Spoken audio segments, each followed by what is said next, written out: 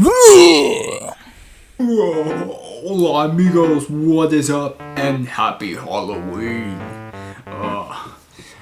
What way to celebrate my Halloween? I'm making a video, Halloween related. I don't think I'm gonna play any games. After the whole Slender thing, I think I'm gonna stop for a while until I get, better stuff to do, horror games, something to handle all those graphics. But anyways, I decided to do a vlog for Halloween. Something special. I think you guys seen it, I think you guys not. I'm gonna talk about Crybaby Lane. Now, what is Crybaby Lane? Crybaby Lane is something I found on Twitter, Uberfacts. You guys should check them out. You get updates on like the weirdest shit. Crybaby Lane, it's like a banned Nickelodeon movie. Yes, Nickelodeon, such as SpongeBob SquarePants, Fairy Odd Parents, and that kind of good deal. Crybaby Lane was aired on October 28th in the 2000s, like recently, out of the 90s. Yeah, cold 90s. Woo! Crybaby Lane, it only aired once. I think, yeah, it only aired once, and then it was completely shut down because of the constant complaints and reviews from like parents of the children saying this stuff should not be seen by kids. This stuff is way too inappropriate. It is disgusting. It is foul. No one would watch it. No one will watch it. Put it away. Put it in the vault. Lock it up right with the Disney vault right there. When I figured it out, I was like, wow.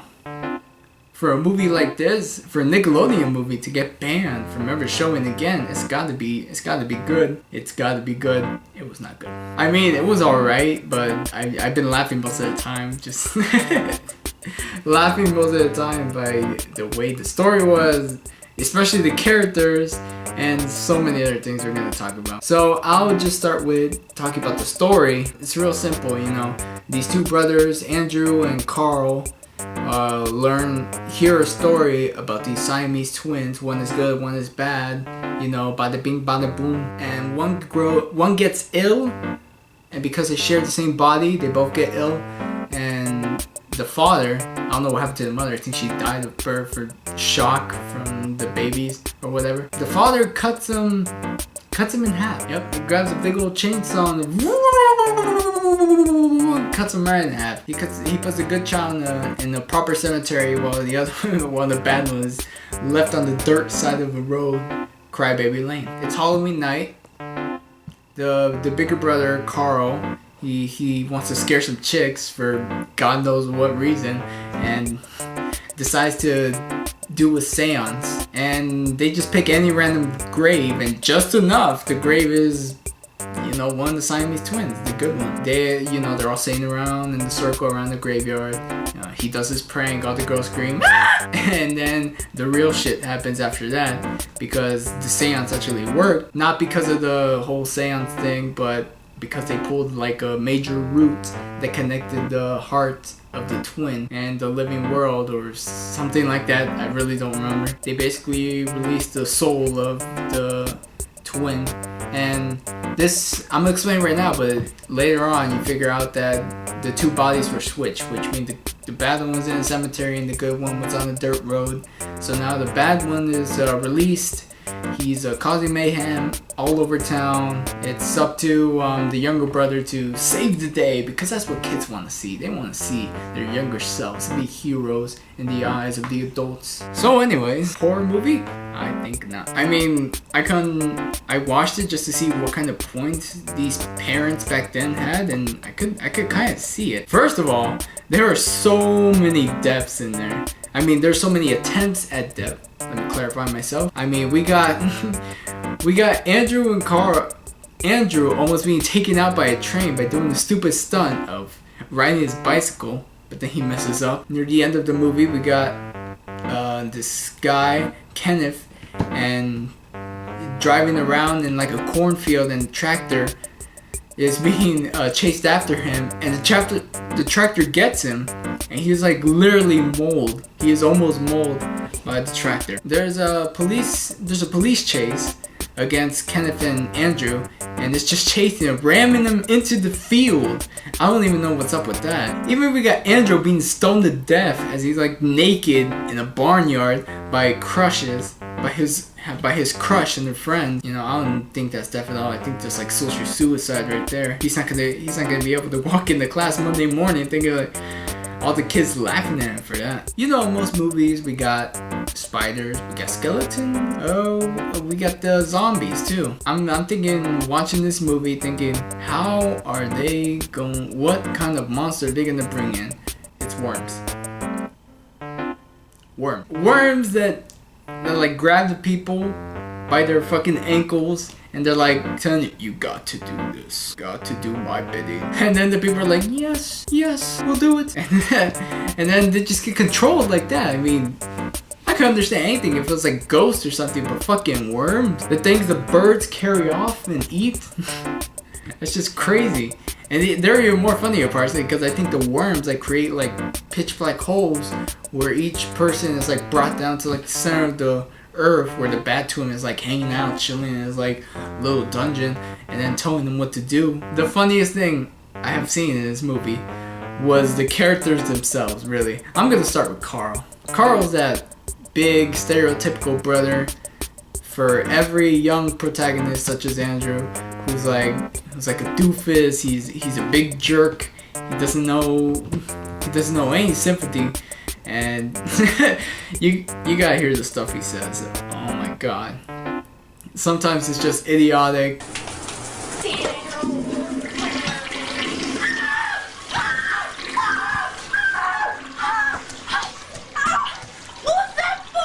Being ugly, what do you think? And then sometimes it's like wise words in his condition right there. What do you mean you don't have a plan?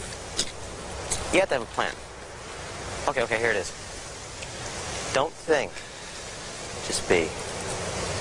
That's a plan. Right. Then we got this. This is like a minor character, yet you're laughing so hard because we got this little girl along with like Andrew's crush. And she uses extraordinary vocabulary for no reason whatsoever. No reason. She uses words like. Besides, who do I get? Duh, Andrew. Grotesque. Or uses this in a sentence. This is morbid. There's no reason. I mean, what she trying? Is the story trying to show me that she's the smart one in the group? Is she trying to show off to her friends? I don't know. It was just stupid to me. Then we got the caretaker, the one who runs a funeral home where the bad twin stays at, and he is the biggest idiot ever. I mean, he's the one who tells the story to Carl and Andrew, but he left out one big detail. It's about the farmer who had the Siamese twins. Well, there was something I forgot to mention. After the twins died and they were separated, there was a mistake. And? The bodies got put into the wrong. He left out that one big detail, and instead of mentioning that, all he had to say at the end of his fucking story was, you know, the average person swallows 5 spiders a year in his sleep. It's a fact. At first I thought, then we got this Andrew's friend who he treats as a loser for no reason whatsoever. This kid is sweet, this kid is cute. He's like swinging his like lightsaber around thinking he's a hobbit or something. I mean, could you expect anything out of this kid? I mean, look at this kid. He's doing nothing. What could possibly be wrong with this kid? You're a good kid. My mom was right about you. You are pathetic. Don't even get me started on Kenneth. Kenny, I'll call it short. Don't start me on Kenny. This guy is a real... I don't even know how to explain it. A real dunce. You have to go to Crybaby Lane. Ben! I don't know how to get there! I do. Do you know how to drive? I've watched Uncle Ben 1,000,000 times. I mean, do you have a license? Yes, I do. What are you doing? I don't have a driver's license. What? You said you did! I'm sorry. How much further is it? I don't know. What do you mean you don't know? To where? Do you know where Crybaby Lane is? No. You are an idiot! Turn right! Right. Not yet! I mean, he's the definition of dunce. He's got the fucking dunce cap on his logo on his shirt. It's insane how he acts. Even, and when I said how he got mauled by the tractor, wait till you see his freaking expression when he just comes out unharmed. It's the most hilarious thing.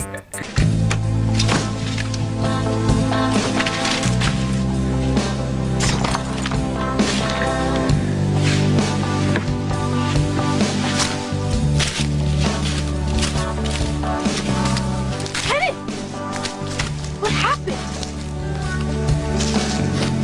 Nothing. But yeah, these characters are so mean to each other for no reason whatsoever. It's like you're a nice guy walking into town and you're lost and you ask for directions and there's someone just like, "Hey, what's the matter with you? Hey, watch where you're going, man." It's just crazy. It's insane. This movie made no sense at all.